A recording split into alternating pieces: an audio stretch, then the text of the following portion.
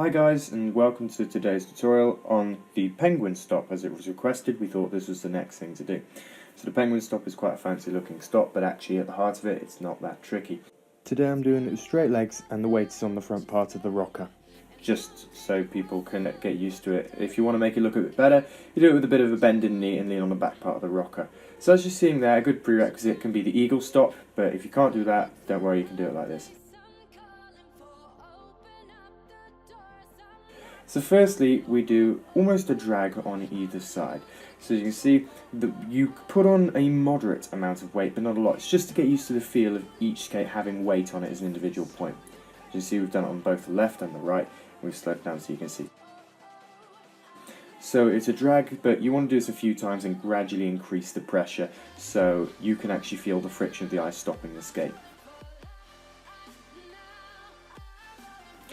Now once you've got used to doing it solely on one leg, you alternate between the two in one run.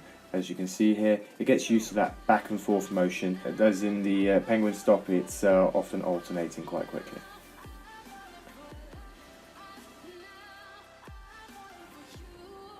Now as you can see, we're into almost an outside edge stop, almost, but it's not being held because you're sliding back into the skate facing forward, as you can see here. So you do this, keep it nice and slow. So at this point the penguin should start to take shape. It just requires a little bit more hold on the rocking back and forward, and then you can start to do a penguin, just do it slowly. Now we're on to what's starting to resemble more a penguin stop. So as you're feathering backwards and forwards, do this nice and slowly and small movements. So if you've got to this stage now, you're pretty much doing a penguin stop. You're just doing it at this point slowly and with smaller movements.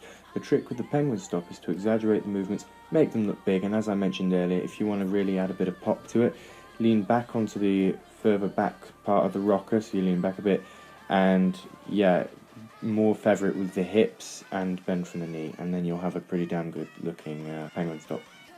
And once you've got that, you can do it faster as you've seen me do there. Here's it from a few other angles.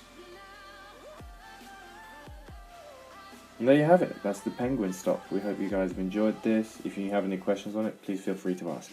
So thank you for watching. If this was helpful, please be sure to leave a like, comment and subscribe. Obviously please let us know if there's anything else you guys want to see. We always try and get them done for you, and we hope to see you soon. Thank you very much for watching. This has been our tutorial on penguin stop. See you soon.